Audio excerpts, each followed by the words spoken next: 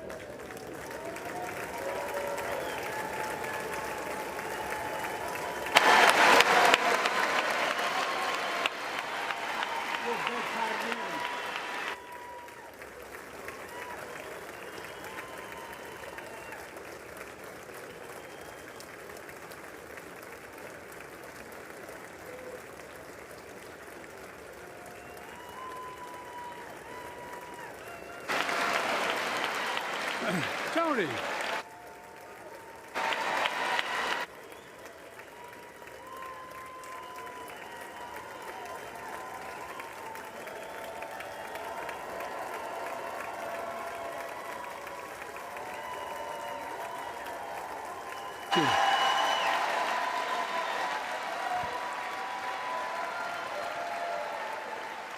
Senator Jill.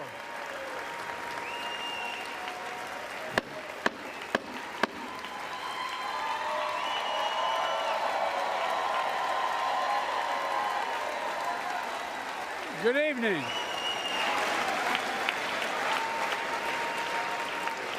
Good evening. If I were smart, I'd go home now.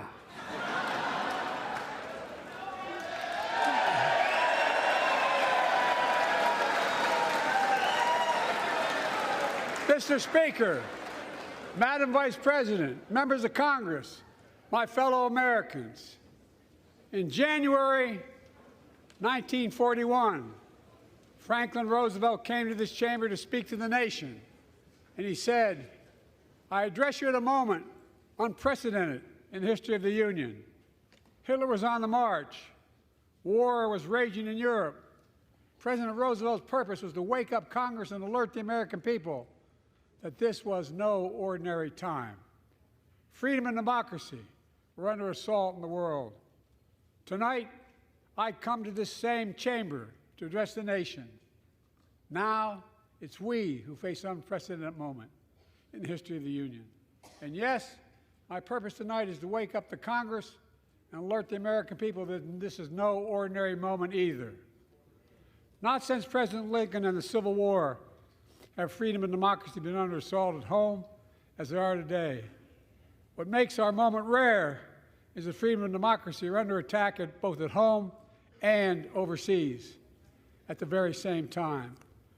Overseas, Putin of Russia is on the march, invading Ukraine and sowing chaos throughout Europe and beyond. If anybody in this room thinks Putin will stop at Ukraine, I assure you he will not.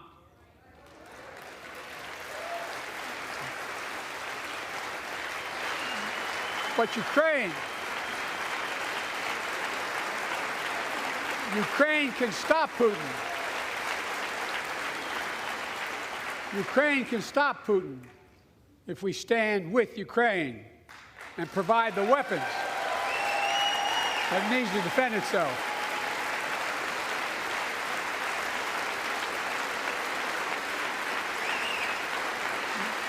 That is all. That is all Ukraine is asking. They're not asking for American soldiers. In fact, there are no American soldiers at war in Ukraine, and I'm determined to keep it that way. But now, assistance to Ukraine is being blocked by those who want to walk away from our world leadership. It wasn't long ago when a Republican president named Ronald Reagan thundered, "Mr. Gorbachev, tear down this wall." Now,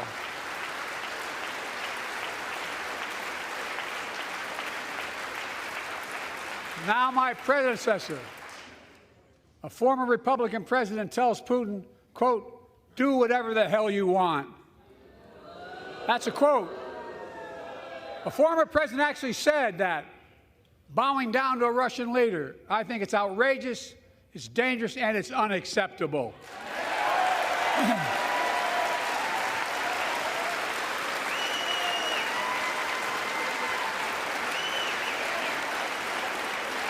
America is a founding member of NATO, the military alliance of democratic nations created after World War II to prevent war and keep the peace. And today, we've made NATO stronger than ever. We welcomed Finland to the alliance last year. And just this morning, Sweden officially joined, and their minister is here tonight. We're going to stand up. Welcome. Welcome, welcome, welcome.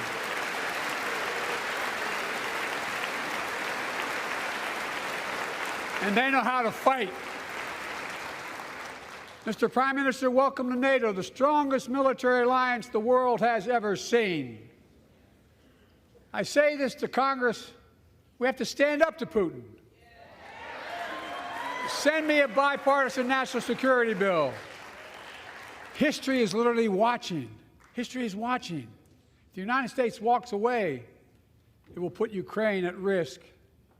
Europe is at risk. The free world will be at risk, emboldening others to do what they wish to do us harm. My message to President Putin, who I've known for a long time, is simple. We will not walk away.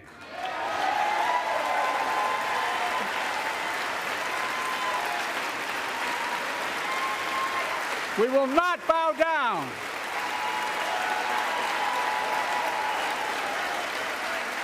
I will not bow down. In a literal sense, history is watching. History is watching. Just like history watched 3 years ago on January 6th, when insurrectionists stormed this very Capitol and placed a dagger to the throat of American democracy. Many of you are here on that darkest of days. We all saw with our own eyes the insurrectionists were not patriots. They'd come to stop the peaceful transfer of power, to overturn the will of the people. January 6th lies about the 2020 election and the plots to steal the election posed a gravest threat to U.S. democracy since the Civil War. But they failed. America stood.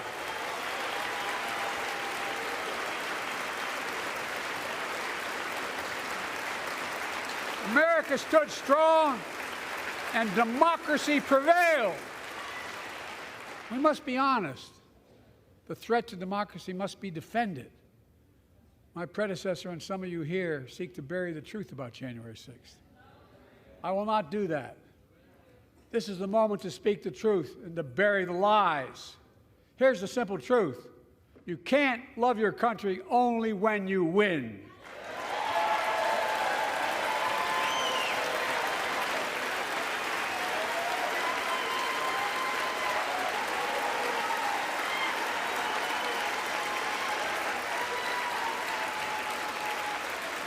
As I've done ever since being elected to office, I ask all of you, without regard to party, to join together and defend democracy. Remember your oath of office is defending against all threats, foreign and domestic. Respect free and fair elections, restore trust in our institutions, and make clear political violence has absolutely no place in America, zero place. Again, it's not hyperbole to suggest history is watching. We're watching. Your children and grandchildren will read about this day and what we do. History is watching another assault on freedom. Joining us tonight is Latoya Beasley, a social worker from Birmingham, Alabama. 14 months ago, she and her husband welcomed a baby girl thanks to the miracle of IVF. She scheduled treatments to have that second child, but the Alabama Supreme Court shut down IVF treatments across the state, unleashed by a Supreme Court decision overturning Roe v. Wade. She was told her dream would have to wait. What her family had got through should never have happened.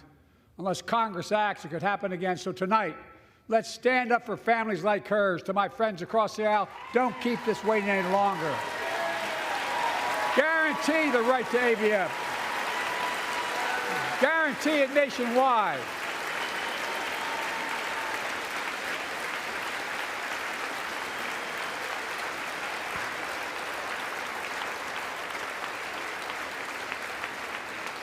Like most Americans, I believe Roe v. Wade got it right.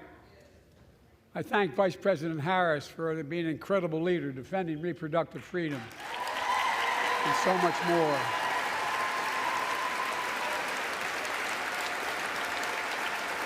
Thank you. My predecessor came to office determined to see Roe v. Wade overturned. He's the reason it was overturned, and he brags about it.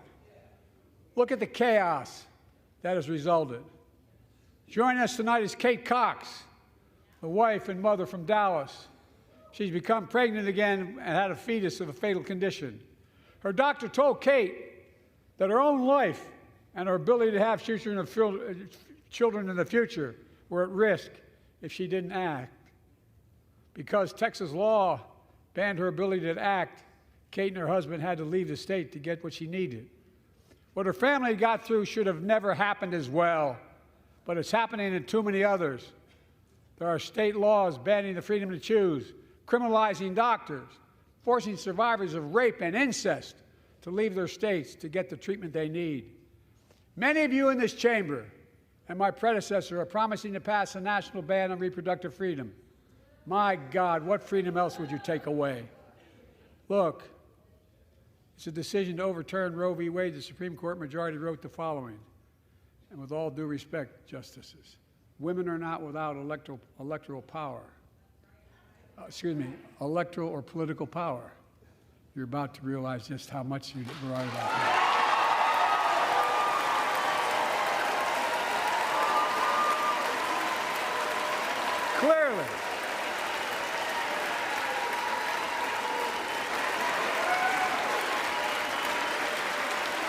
Clearly,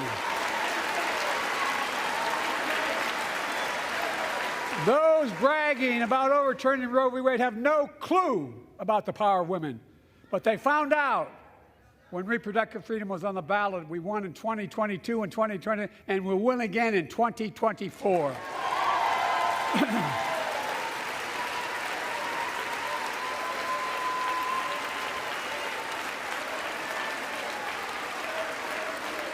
If you, the American people, send me a Congress that supports the right to choose, I promise you, I'll restore Roe v. Wade as the law of the land again.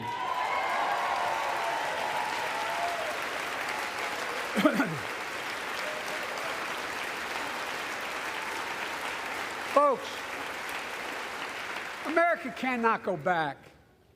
I'm here tonight to show what I believe is the way forward, because I know how far we come. 4 years ago next week, before I came to office, the country was hit by the worst pandemic and the worst economic crisis in a century.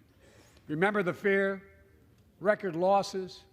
Remember the spikes in crime and the murder rate, raging virus that took more than 1 million American lives, of loved ones, millions left behind? A mental health crisis of isolation and loneliness. A president, my predecessor, failed the most basic presidential duty that he owes to American people, the duty to care. I think that's unforgivable. I came to office determined to get us through one of the toughest periods in the nation's history. We have. It doesn't make news in 1,000 cities and towns. The American people are writing the greatest comeback story never told.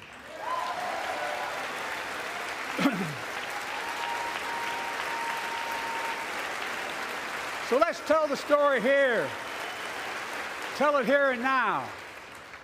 America's comeback is building the future of American possibilities, building an economy from the middle out and the bottom up, not the top down, investing in all America, in all Americans, to make sure everyone has a fair shot, and we leave no one behind. The pandemic no longer controls our lives. The vaccines that saved us from COVID are now being used to beat cancer, turning setback into comeback. That's what America does. That's what America does.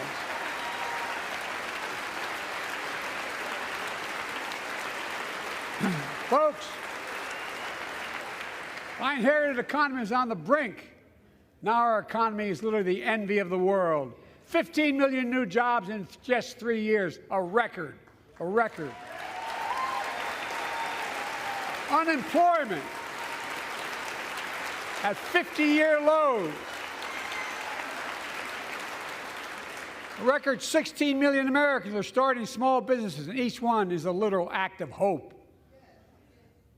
With historic job growth and small business growth for Black and Hispanics and Asian Americans, 800,000 new manufacturing jobs in America and counting.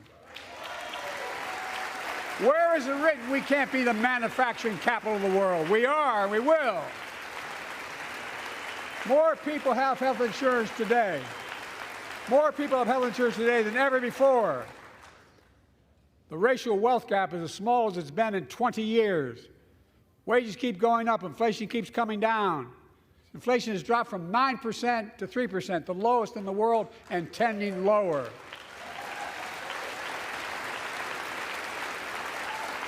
The landing is and will be soft. And now, instead of importing foreign products and exporting American jobs, we're exporting American products and creating American jobs right here in America, where they belong.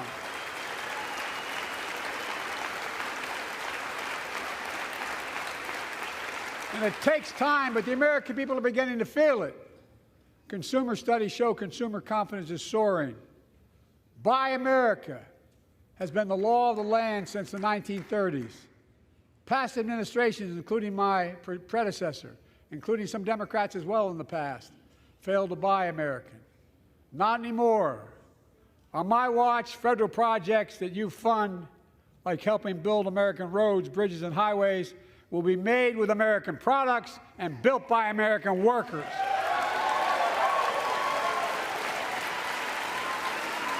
Creating good-paying American jobs.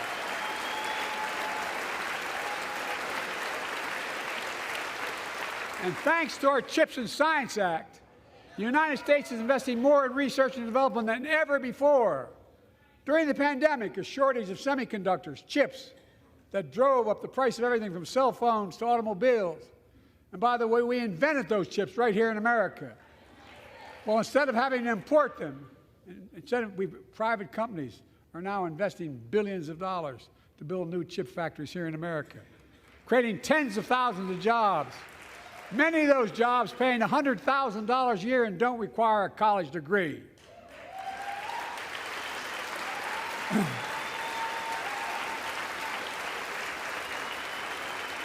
In fact, my policies have attracted $650 billion in private sector investment in clean energy, advanced manufacturing, creating tens of thousands of jobs here in America. And thanks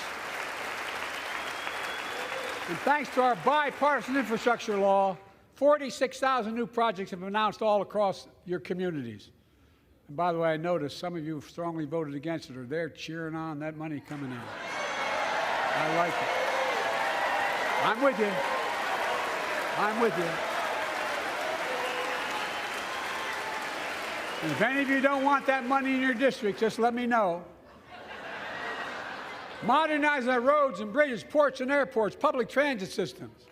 Removing poisonous lead pipes so every child can drink clean water without risk of brain damage.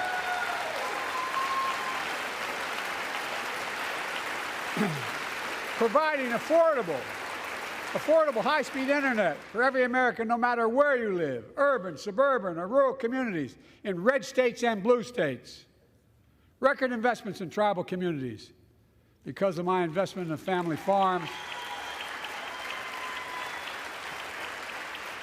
because I invested in family farms led by my Secretary of Agriculture, who knows more about this than anybody I know, we're better able to stay in the family for those farms and their children and grandchildren won't have to leave home to make a living. It's transformative. The great comeback story is Belvidere, Illinois, home to an auto plant for nearly 60 years. Before I came to office, the plant was on its way to shutting down. Thousands of workers feared for their livelihoods. Hope was fading. Then I was elected to office, and we raised the Belvidere repeatedly with auto companies, knowing unions would make all the difference. The UAW worked like hell to keep the plant open and get these jobs back, and together we succeeded. Instead of auto factories shutting down, auto factories reopening, and new state-of-the-art battery factories being built to power those cars there at the same.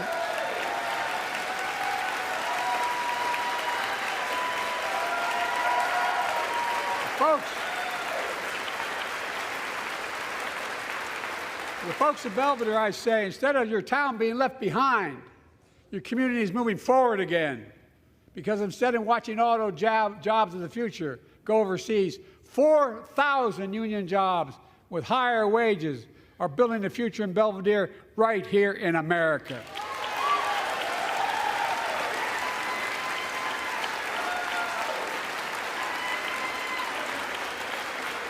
Here tonight is UAW President Shawn Fain, a great friend and a great labor leader. Shawn, where are you?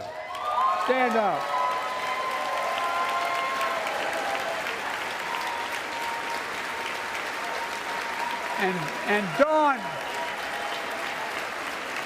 And Dawn Sims, a third-generation worker, UAW worker at Belvedere. Shawn, I was proud to be the first president to stand on the picket line, and today, Dawn has a good job in her hometown, providing stability for her family and pride and dignity as well. Showing once again, Wall Street didn't build America. They're not bad guys. They didn't build it, though. The middle class built the country, and unions built the middle class.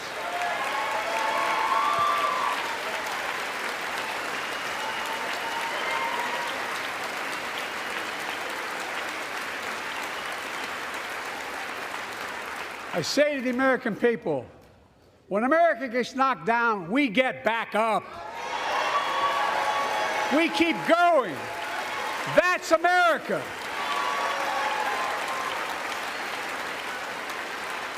That's you, the American people. It's because of you America's coming back. It's because of you our future is brighter. It's because of you that tonight we can proudly say the state of our union is strong and getting stronger.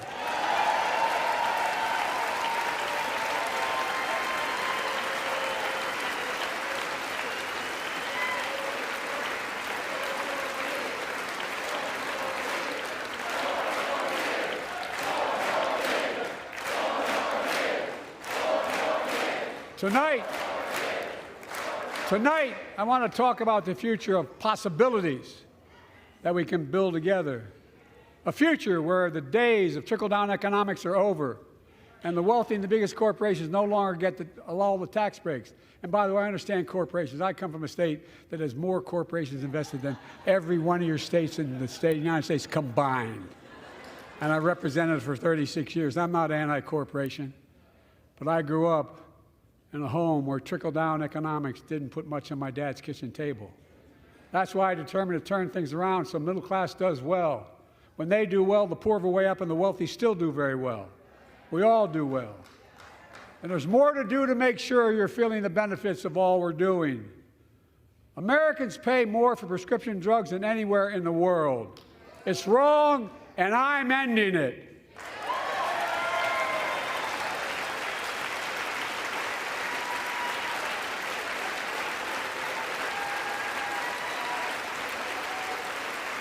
With a law that I proposed and signed, not one of you Republican buddies voted for it. We finally beat Big Pharma. Instead of paying $400 a month or thereabouts for insulin with diabetes, and it only costs $10 to make, they only get paid $35 a month now and still make a healthy profit. And but what to do next? I want to cap the cost of insulin at $35 a month for every American who needs it. Everyone.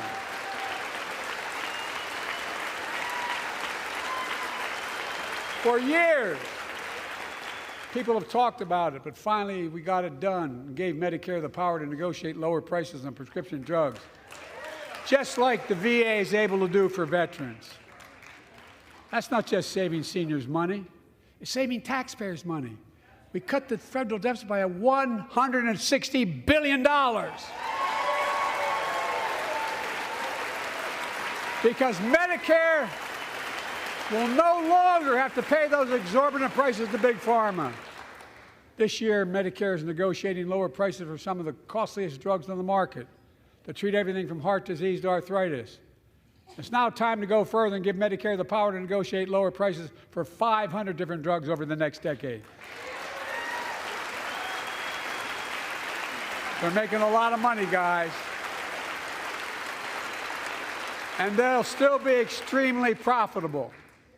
Will not only save lives, it will save taxpayers another $200 billion. Starting next year, the same law caps total prescription drug costs for seniors on Medicare at $2,000 a year, even for expensive cancer drugs that cost $10,000, $12,000, $15,000. Now I want to cap prescription drug costs at $2,000 a year for everyone. Folks, I'm going to get in trouble for saying that, but if you want to get in Air Force One and fly to Toronto, Berlin, Moscow, well, even Moscow, probably. And bring your prescription with you, and I promise you I'll get it for you for 40% the cost you're paying now. Same company, same drug, same place. Folks, the Affordable Care Act, the old Obamacare, it's still a very big deal.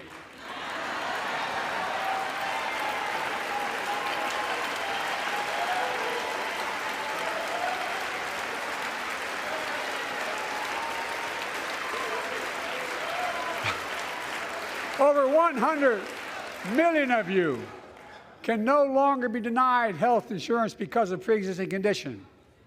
Well, my predecessor and many in this chamber want to take this prescription drug away by repealing the Affordable Care Act. I'm not going to let that happen. We stopped you 50 times before, and we'll stop you again. In fact, I'm not only protecting it, I'm expanding it. The enacted tax credits of $800 per person per year reduce health care costs for millions of working families. That tax credit expires next year. I want to make that savings permanent.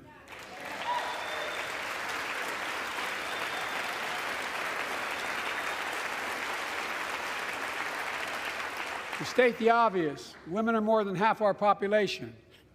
But research on women's health has always been underfunded. That's why we're launching the first ever White House initiative on women's health research, led by Jill, doing an incredible job as First Lady.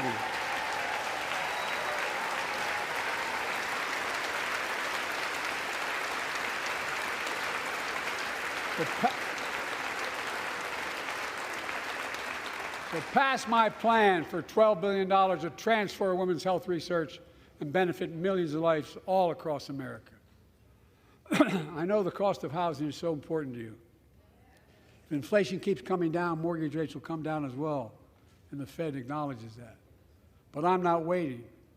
I want to provide an annual tax credit that will give Americans $400 a month for the next 2 years as mortgage rates come down, to put toward their mortgages when they buy their first home or trade up for a little more space.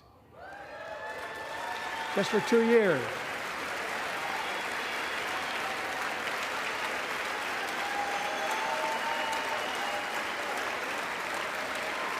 And my administration is also eliminating title insurance on federally backed mortgages. When you refinance your home, you can save $1,000 or more as a consequence. For millions of renters, we're cracking down on big landlords who use antitrust law, who break antitrust laws by price fixing and driving up rents. We've cut red tape so builders can get federally financing, which is already helping build a record 1.7 million new housing units nationwide. Now pass and build and renovate 2 million affordable homes and bring those rents down.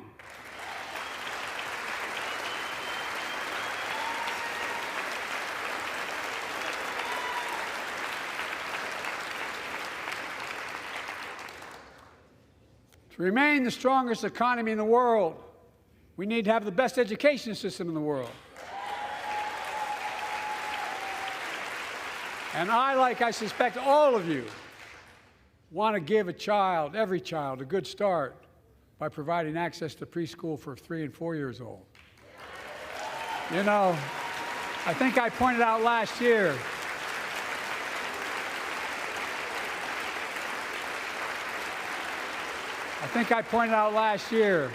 that children coming from broken homes where there's no books, they're not read to, not spoken to very often, start school, kindergarten, or first grade, having heard 1 million fewer words spoken. Well, studies show that children who go to preschool are nearly 50% more likely to finish high school, go on to earn a 2- and 4-year degree, no matter what their background is.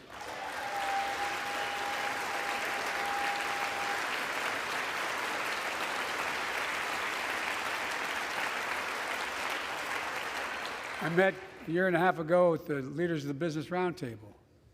They were mad that they were angry, I think, well, they were discussing why I wanted to spend money on education. I pointed out to them, as vice president, I met with over I think it was 182 of those folks. Don't hold me to the exact number. And I asked them what they need most, the CEOs.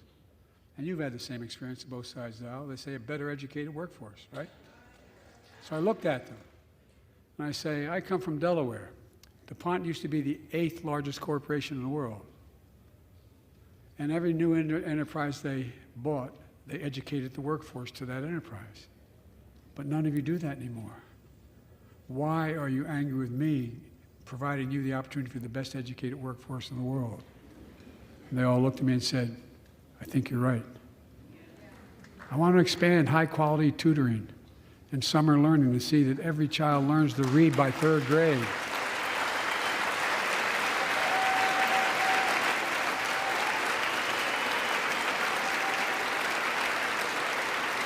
I'm also connecting local businesses and high schools so students get hands-on experience and a path to a good-paying job, whether or not they go to college. And I want to make sure the college is more affordable. Let's continue increasing the Pell Grants to working and middle-class families and increase record investments in HBCUs and minority-serving institutions, including Hispanic institutions.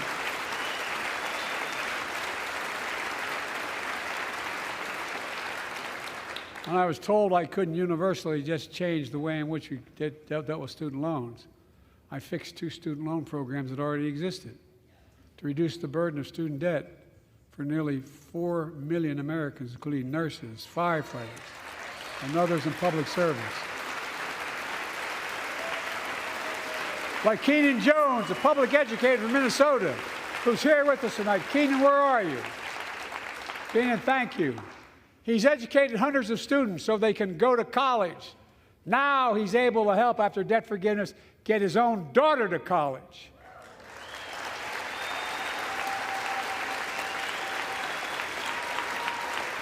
And folks, look, such relief is good for the economy because folks are now able to buy a home, start a business, start a family. While we're at it, I want to give public school teachers a raise.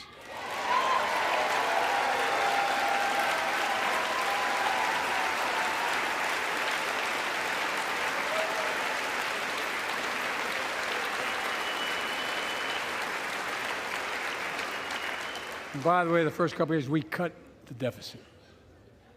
Now, let me speak to the question of fundamental fairness for all Americans. I've been delivering real results in fiscally responsible ways. We've already cut the federal deficit. We've already cut the federal deficit over $1 trillion. I signed the bipartisan deal to cut another $1 trillion in the next decade. It's my goal to cut the federal deficit another $3 trillion by making big corporations and the very wealthy finally beginning to pay their fair share.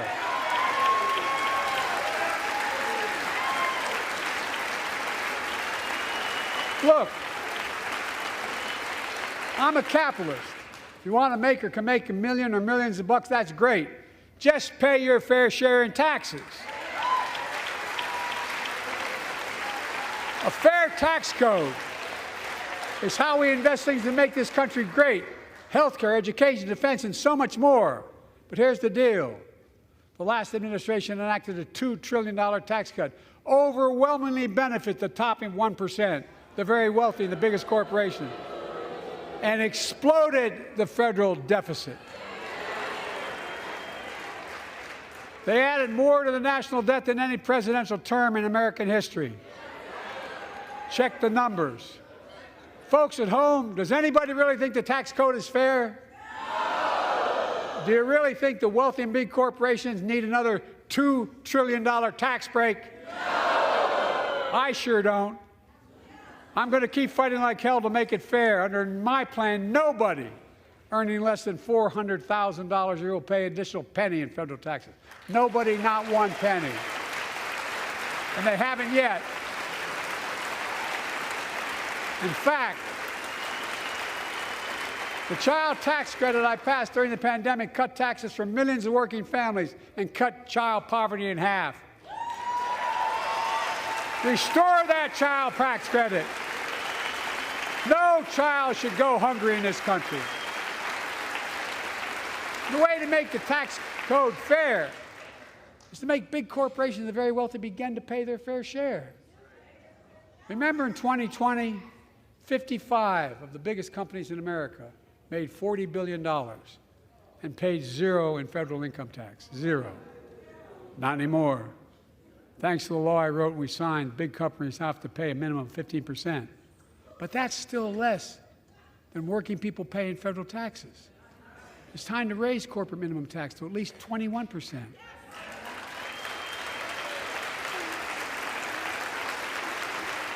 So every big corporation finally begins to pay their fair share. I also want to end tax breaks for big pharma, big oil, private jets, massive executive pay when it's only supposed to be $1 million that could be deducted. They can pay them $20 million if they want, but deduct $1 million. End it now. You know, there are 1,000 billionaires in America. You know what the average federal tax is for those billionaires? No. They're making great sacrifices, 8.2%. That's far less than the vast majority of Americans pay. No billionaire should pay a lower federal tax rate than a teacher, a sanitation worker, or a nurse.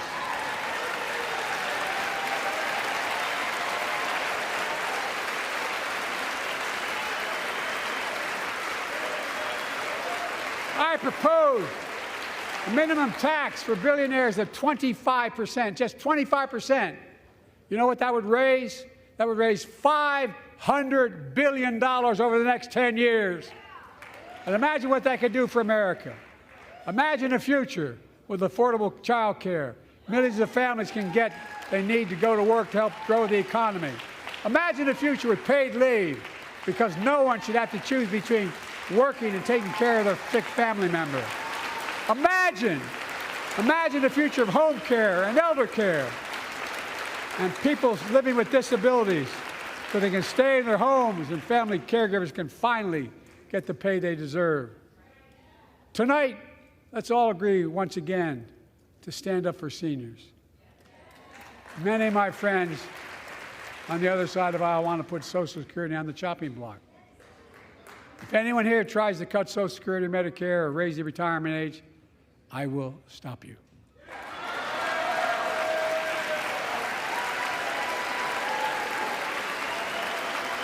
The working people who built this country pay more into Social Security than millionaires and billionaires do. It's not fair. We have two ways to go. Republicans can cut Social Security and give more tax breaks to the wealthy. That's the proposal. Oh, no. You guys don't want another $2 trillion tax cut? I kind of thought that's what your plan was. Well, that's good to hear. You're not going to cut another $2 trillion for the super wealthy. That's good to hear. I'll protect and strengthen Social Security and make the wealthy pay their fair share. Look,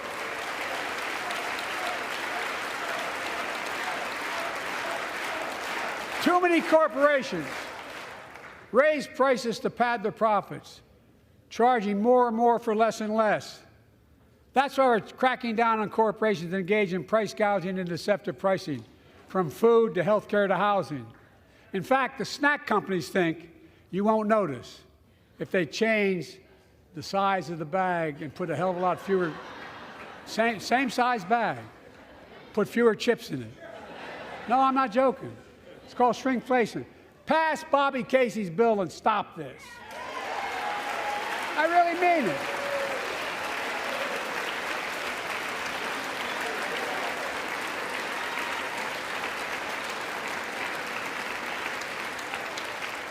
You probably all saw that commercial on Snickers bars. You get charged the same amount, and you got about, 10% fewer Snickers in it. Look, I'm also getting rid of junk fees. Those hidden fees at the end of your bill that are there without your knowledge.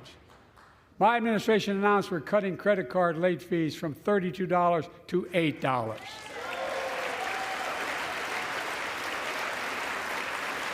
Banks and credit card companies are allowed to charge what it costs them to instigate the collection. And that's more, a hell of a lot, like $8 and 30-some dollars. They don't like it. Credit card companies don't like it. But I'm saving American families $20 billion a year with all the junk fees I'm eliminating. Folks at home, that's why the banks are so mad. It's $20 billion in profit. I'm not stopping there. My administration has proposed rules to make cable, travel, utilities, and online ticket sellers tell you the total price up front so there are no surprises. It matters. It matters. And so does this. In November, my team began serious negotiation with a bipartisan group of senators. The result was a bipartisan bill with the toughest set of border security reforms we've ever seen. Oh, you don't think so? Oh, you don't like that bill, huh? That conservatives got together and said it was a good bill? I'll be darned. That's amazing. That bipartisan bill would hire 1,500 more security agents and officers, 100 more immigration judges to help tackle the backload of 2 million cases, 4,300 more asylum officers, and new policies so they can resolve cases in 6 months instead of 6 years now.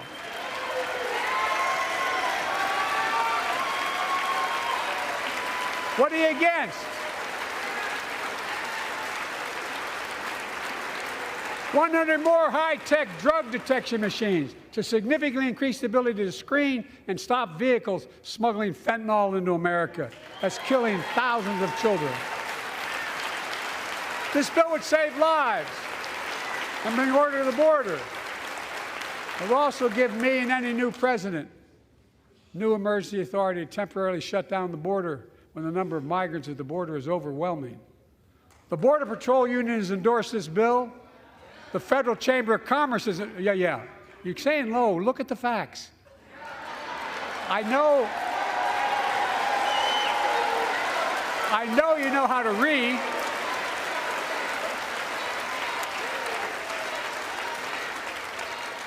I believe that given the opportunity for a majority in the House and Senate would endorse the bill as well, a majority right now. But unfortunately, politics has derailed this bill so far. I'm told my predecessor called members of Congress in the Senate to demand they block the bill. He feels political win, he viewed it as would be a political win for me and a political loser for him. It's not about him, it's not about me. I'd be a winner, not really.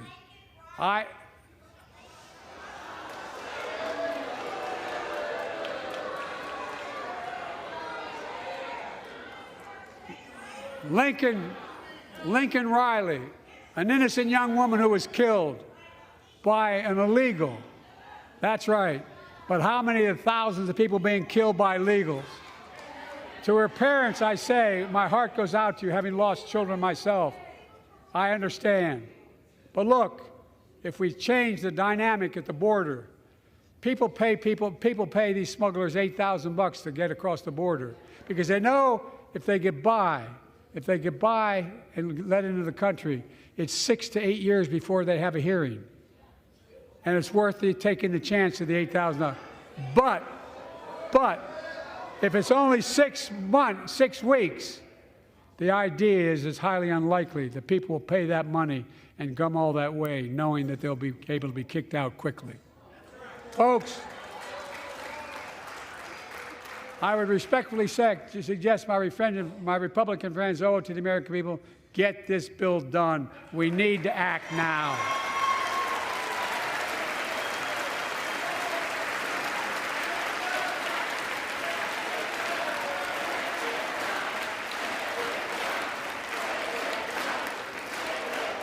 And if my predecessor is watching, instead of paying politics and pressuring members of Congress to block the bill, join me and telling the Congress to pass it.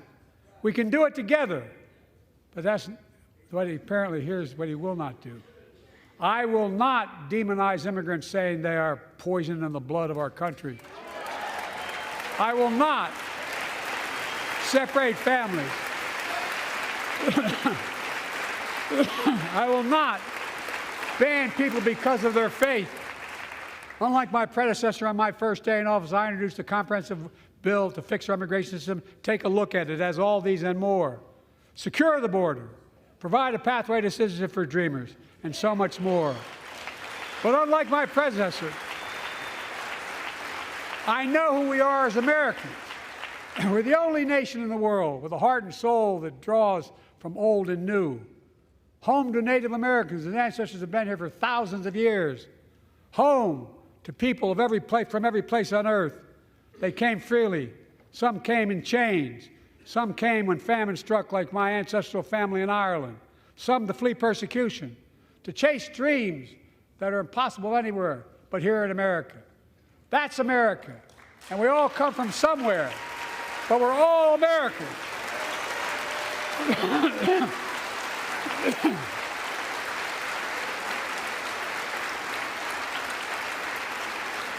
Look, folks, we have a simple choice.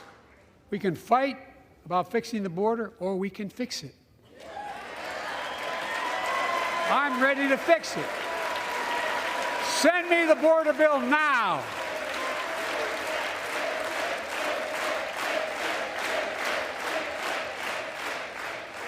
A transformational moment in history happened 59 years ago today in Selma, Alabama. Hundreds of foot soldiers for justice marched across the Edmund Pettus Bridge, named after the Grand Dragon of the Ku Klux Klan, to claim their fundamental right to vote. They were beaten, they were bloody, and left for dead. Our late friend and former colleague, John Lewis, was on that march. We miss him.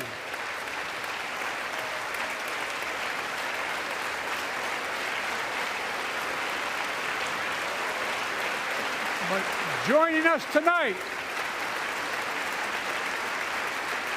are other marchers, both in the gallery and on the floor, including Betty Mae Fikes, known as the voice of Selma. The daughter of gospel singers and preachers, she sang songs of prayer and protest on that bloody Sunday to help shake the nation's conscience. 5 months later, the Voting Rights Act passed and was signed into law.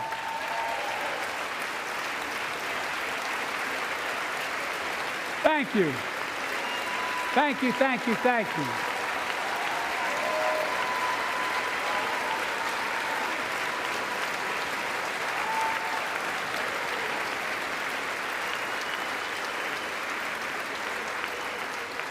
But 59 years later, there are forces taking us back in time. Voter suppression, election subversion, unlimited dark money, extreme gerrymandering.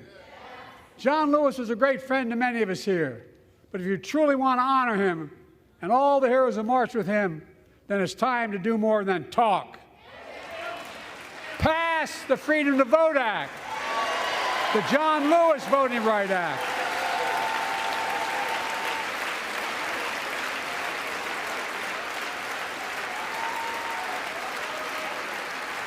And stop denying another core value of America, our diversity across American life. Banning books, it's wrong. Instead of erasing history, let's make history. I want to protect fundamental rights. Pass the Equality Act. And my message to transgender Americans, I have your back. Pass the PRO Act for workers' rights. Raise the federal minimum wage, because every worker has a right to a decent living more than $7 an hour. We're also making history by confronting the climate crisis, not denying it. I don't think any of you think there's no longer a climate crisis. At least I hope you don't. I'm taking the most significant action ever on climate in the history of the world.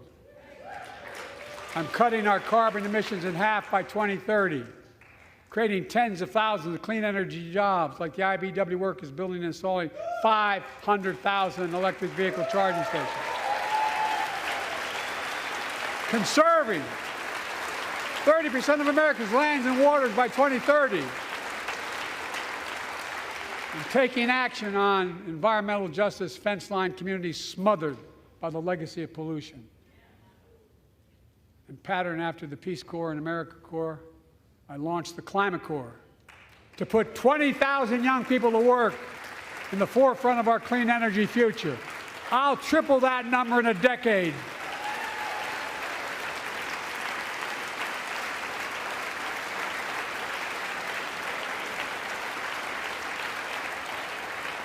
To state the obvious, all Americans deserve the freedom to be safe, and America is safer today than when I took office. Year before I took office, murder rates went up 30%. 30% they went up. The biggest increase in history. It was then, through my American Rescue Plan, which every American voted against, I might add, we made the largest investment in public safety ever. Last year, the murder rate saw the sharpest decrease in history. Violent crime fell to one of its lowest levels in more than 50 years. But we have more to do. We have to help cities invest in more community police officers, more mental health workers, more community violence intervention. Give communities the tool to crack down on gun crime, retail crime, and carjacking. Keep building trust, as I've been doing by taking executive action on police reform and calling for it to be the law of the land.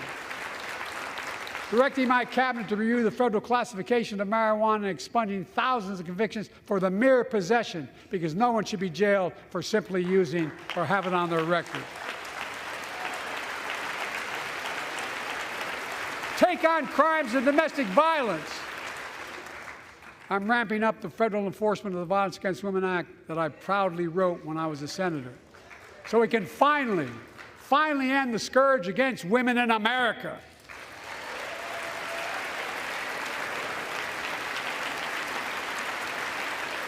There are other kinds of violence I want to stop. With us tonight is Jasmine, whose 9-year-old sister Jackie was murdered with 21 classmates and teachers in an elementary school in Uvalde, Texas. Very soon after that happened, Jill and I went to Uvalde for a couple of days. We spent hours and hours with each of the families. We heard their message, so everyone in this room, in this chamber, could hear the same message. The constant refrain, and I was there for hours meeting with every family. They said, do something. Do something. Well, I did do something by establishing the first ever Office of Gun Violence Prevention in the White House, that the Vice President is leading the charge. Thank you for doing it.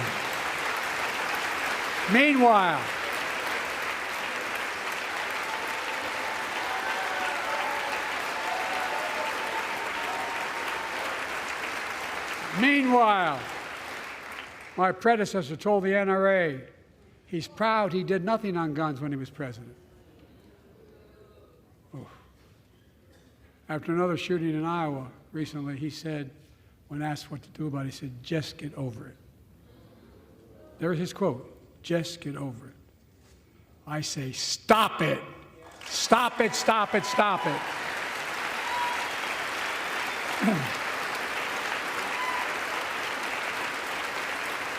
I'm proud we beat the NRA when I signed the most significant gun safety law in nearly 30 years because of this Congress.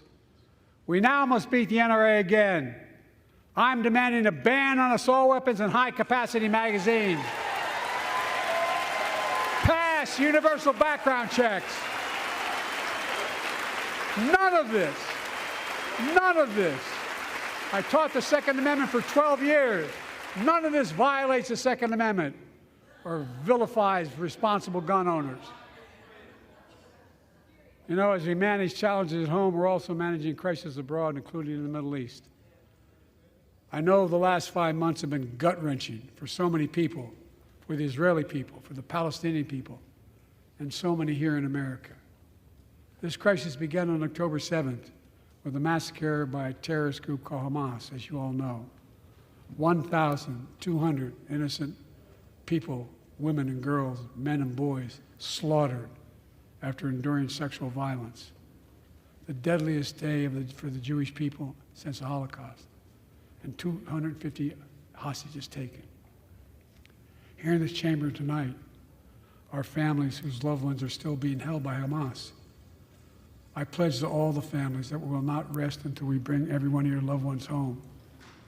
We also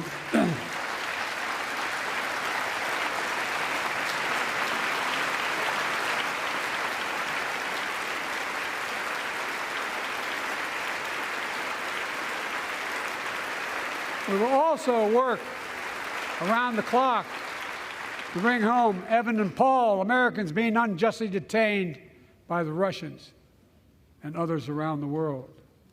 Israel has the right to go after Hamas. Hamas ended this conflict by releasing hostages, laying down arms, could end it by releasing the hostages, laying down arms, and surrendering those responsible for October 7th. But Israel has Israel has an added burden because Hamas hides and operates among the civilian population like cowards, under hospitals, daycare centers, and all the like. Israel also has a fundamental responsibility, though, to protect innocent civilians in Gaza.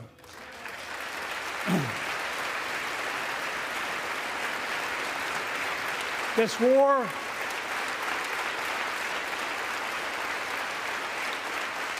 has taken a greater toll on innocent civilians than all previous wars in Gaza combined.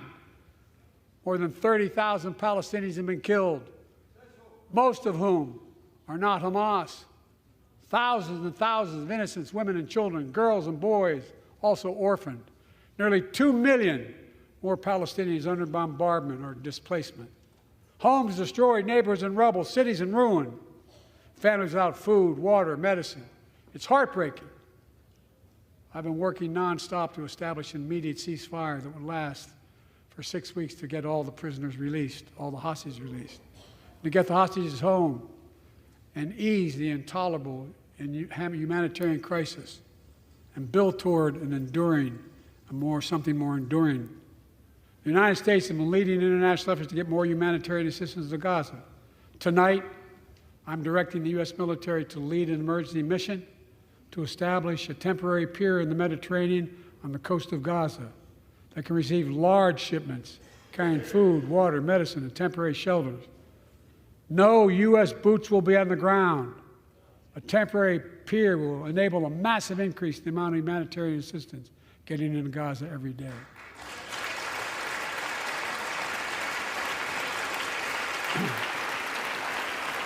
And Israel must do its part. Israel must allow more aid into Gaza to ensure humanitarian workers aren't caught in the crossfire. And they're announcing they're going to have a crossing in northern Gaza. For the leadership of Israel, I say this: humanitarian assistance cannot be a secondary consideration or a bargaining chip. Protecting and saving innocent lives has to be a priority. As we look to the future, the only real solution to the situation is a two-state solution over time.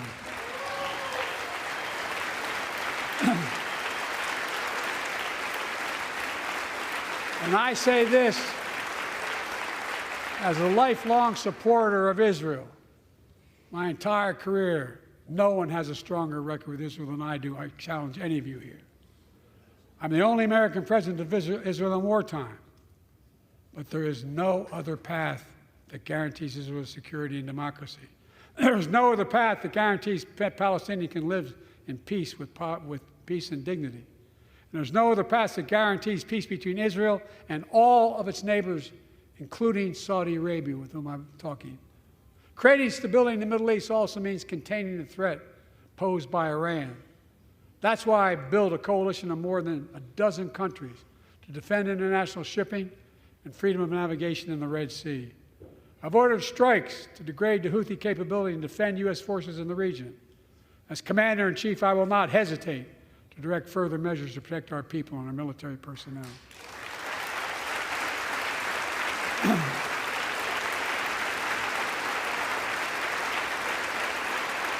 For years, I've heard many of my Republican and Democratic friends say that China is on the rise and America is falling behind. They've got it backwards. I've been saying it for over 4 years, even when I wasn't president. America's rising. We have the best economy in the world.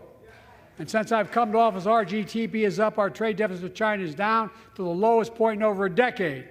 And we're standing up against China's unfair economic practices. We're standing up for peace and stability across the Taiwan Straits. I've revitalized our partnership and alliance in the Pacific. India, Australia, Japan, South Korea, the Pacific Islands. I've made sure that the most advanced American technologies can't be used in China, not allowing to trade them there. Frankly, for all this tough talk on China, it never occurred to my predecessor to do any of that. I want competition with China, not conflict. And we're in a stronger position to win the conflict of the 21st century against China than anyone else, for that matter, than any time as well. Here at home, I've signed over 400 bipartisan bills, but there's more to pass my unity agenda. Strengthen penalties on fentanyl trafficking. You don't want to do that, huh?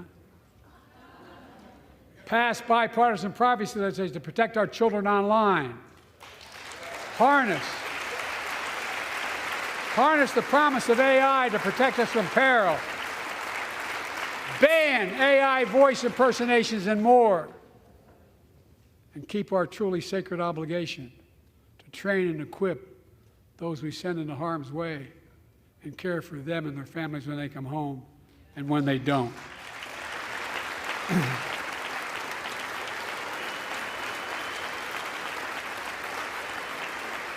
That's why, with the strong support and help of Dennis and the VA, I signed the PACT Act, one of the most significant laws ever, helping millions of veterans exposed to toxins who now are battling more than 100 different cancers.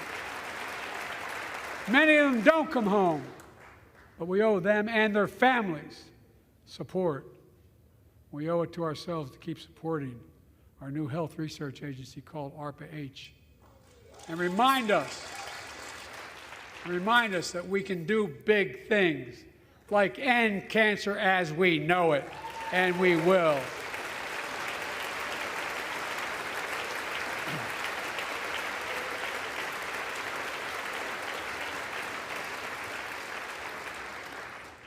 Let me close with this. Yay!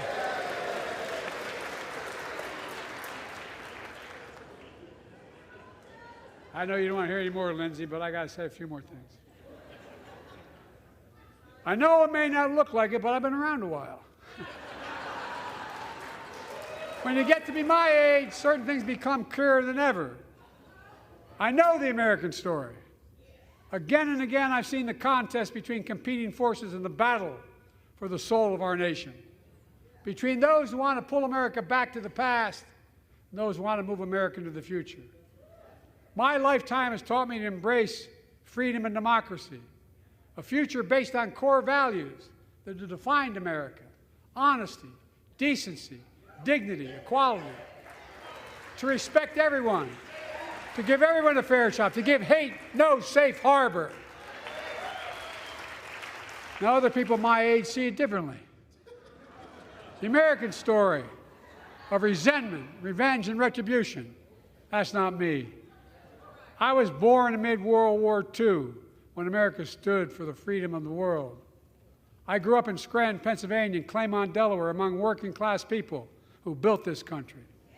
I watched in horror as two of my heroes, like many of you did, Dr. King and Bobby Kennedy, were assassinated. And their legacies inspired me to pursue a career in service. I left the law firm and became a public defender because my city of Wilmington was the only city in America occupied by the National Guard after Dr. King was assassinated because of the riots. And I became a county councilman almost by accident. I got elected to the United States Senate when I had no intention of running at age 29. Then Vice President to our first black president. Now President to the first women Vice President.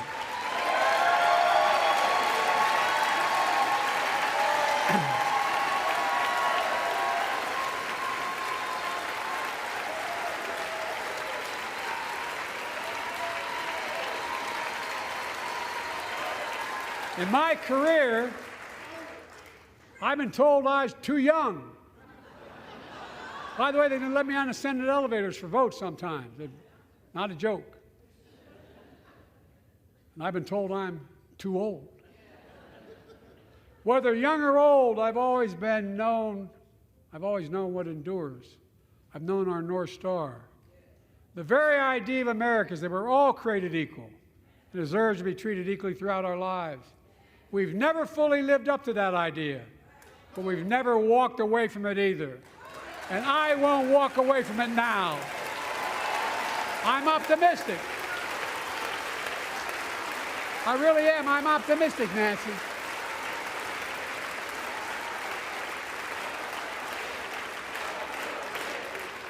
My fellow Americans, the issue facing our nation isn't how old we are, it's how old are our ideas. Hate, anger, revenge, retribution are the oldest of ideas. But you can't lead America with ancient ideas that only take us back. You lead America, the land of possibilities. You need a vision for the future and what can and should be done. Tonight you've heard mine. I see a future where defending democracy, you don't diminish it. I see a future where we restore the right to choose and protect our freedoms, not take them away. I see a future where the middle class finally has a fair shot and the wealthy have to pay their fair share in taxes. I see a future where we save the planet from the climate crisis and our country from gun violence. Above all, I see a future for all Americans. I see a country for all Americans. And I will always be president for all Americans because I believe in America. I believe in you, the American people. You're the reason we've never been more optimistic about our future than I am now. So let's build the future together. Let's remember who we are. We are the United States of America. And there is nothing beyond our capacity when we act together. God bless you all, and may God protect our troops. Thank you, thank you, thank you.